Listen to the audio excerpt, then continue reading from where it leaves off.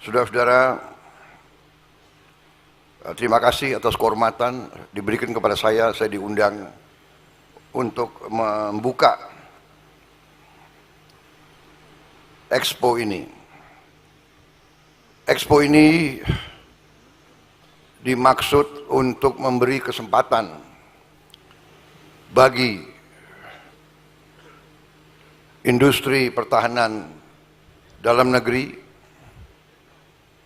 industri pertahanan negara-negara sahabat, dunia akademisi di Indonesia, semua unsur-unsur pimpinan politik dan kemasyarakatan, dan tentunya generasi muda Republik Indonesia, untuk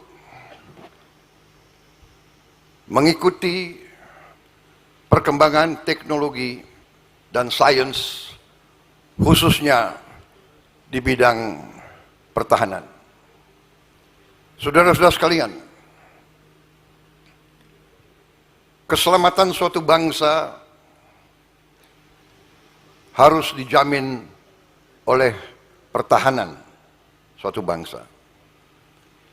Tidak ada bangsa yang waras yang menghendaki perang. Perang adalah kegiatan manusia yang destruktif. Perang adalah menimbulkan kehancuran.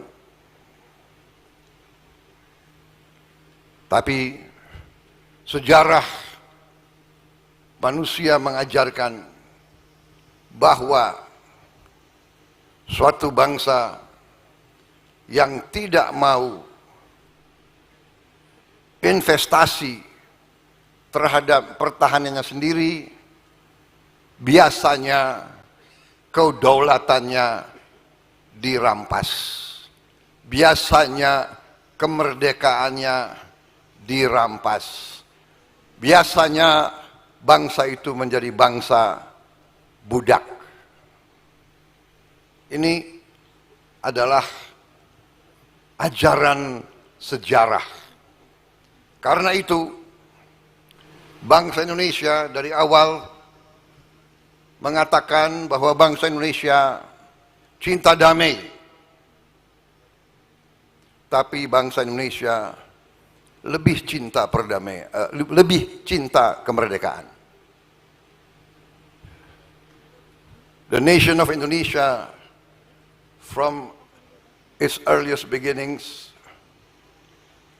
declares that Indonesia loves peace, but we love independence more.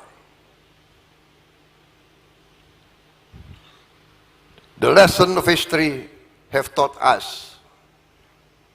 all of us, that a nation that does not want to invest in its defense usually will experience their independence being stolen away, will experience the nation being subjugated to the will of others, witnessing the wealth of the nation being stolen. This is the lesson of humankind. Therefore, defense is a necessity. Defense is one of the guarantors of freedom and prosperity. Pertahanan adalah salah satu jaminan terhadap kemerdekaan dan kesejahteraan.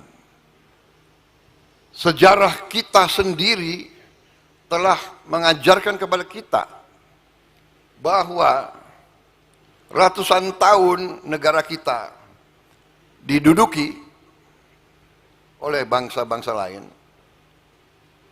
diduduki,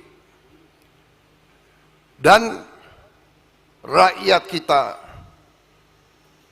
masyarakat kita, budaya kita, politik kita dihancurkan dan kita menjadi milik bangsa lain dan kekayaan kita diambil. Baru ada suatu riset berapa minggu lalu yang menceritakan kepada kita bahwa selama Belanda menjajah kita, Belanda telah mengambil kekayaan kita senilai dengan uang sekarang senilai 31 triliun US dollar. Produksi domestik bruto kita sekarang adalah 1,5 triliun US dollar.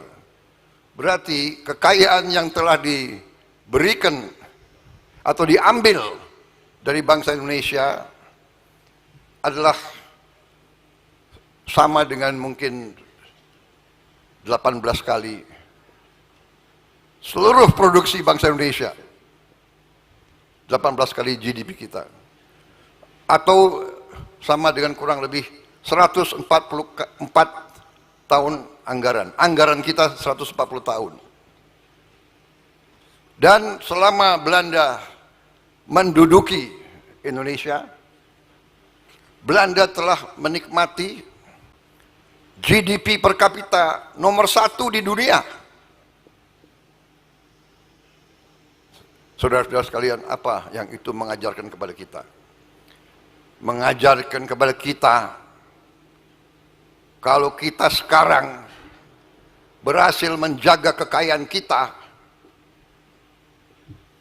mungkin GDP per kapita kita juga salah satu yang tertinggi di dunia, dan hampir semua lembaga-lembaga